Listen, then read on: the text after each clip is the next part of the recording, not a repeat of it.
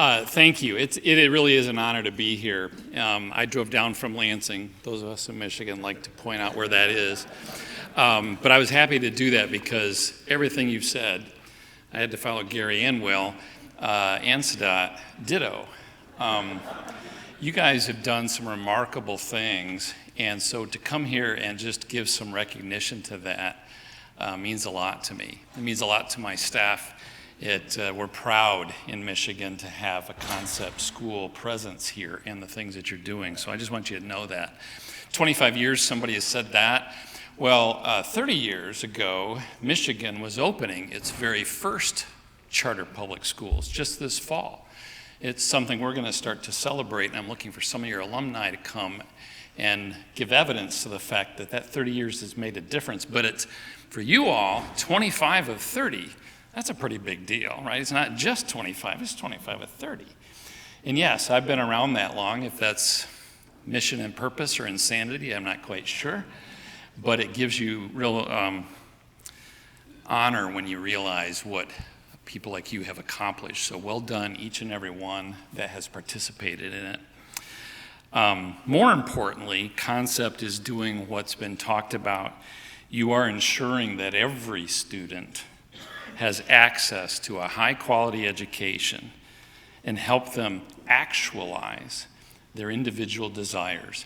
We say that a lot in public education in the policy world. Doing it, as Gary and Will just said, is a whole nother thing, and you guys are actually showing evidence of that.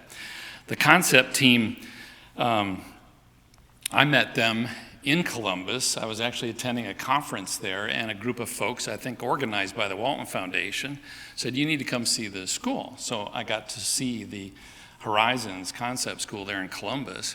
As you've heard today, this team of Concept, all of you, very good at building relationships. So I was being contacted regularly, and Tanner was after me as well.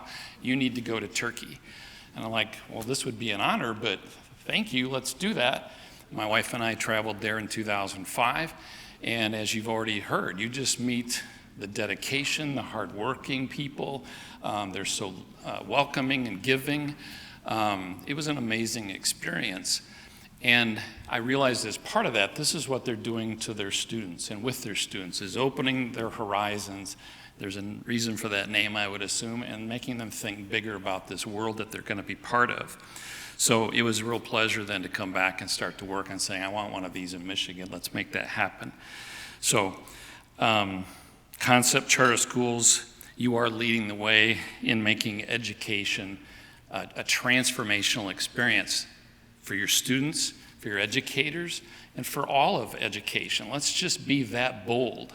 This isn't about individual charter schools. This is about making public education a better thing for all kinds of students, and it's about improving the entire system.